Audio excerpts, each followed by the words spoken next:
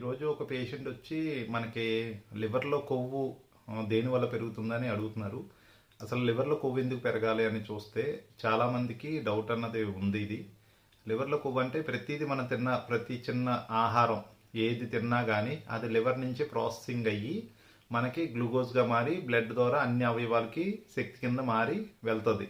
ఇది అందరికీ తెలుసున్నదే. కానీ ఈ ప్రాసెస్లో మంచి చెడు ఏదన్నా సరే దాన్ని ఫిల్టర్ చేసి మంచిని చెడుని దాన్ని ఎక్కడికక్కడ డివైడ్ చేసి చెడునంతా దాని లోపల దాచుకుని అంటే లివర్లో దాచుకుని మంచిని మన బాడీలోకి అంటే పంపించడం అన్నది లివర్ చేసే పని.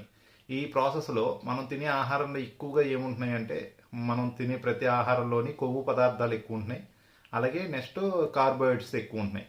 ఈ రెండు ఎక్కువ ఉండడం వల్ల ఈ రెండు లివర్లో ఎక్కువగా ఫిల్టర్ చేసి అది లోపలే దాచుకోవడం వల్ల లివర్లో ఫస్ట్ కొవ్వు అన్నది అందరికీ చిన్నపిల్లల కానించి పెద్దవాళ్ళ దాకా అందరికీ లివర్లో కొవ్వు సహజంగా పెరిగిపోతుంది. దాన్ని ఫ్యాటీ లివర్ అంటారు.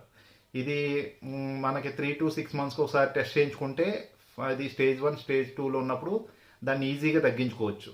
అలా కాకుండా అది ఇంకా ఇంకా పెరుగుతూ ఒక 5 సంవత్సరాలకి 10 సంవత్సరాలకి అలా చెక్ చేయించుకున్నప్పుడు అది థిక్ ఫ్యాట్ కింద అయిపోయి ఇంకా అక్కడి నుంచి అది తగ్గడం అన్నది ఉండదు. అలాంటప్పుడు లివర్లో కొన్ని రకాల ప్రాబ్లమ్స్ కూడా వస్తాయి.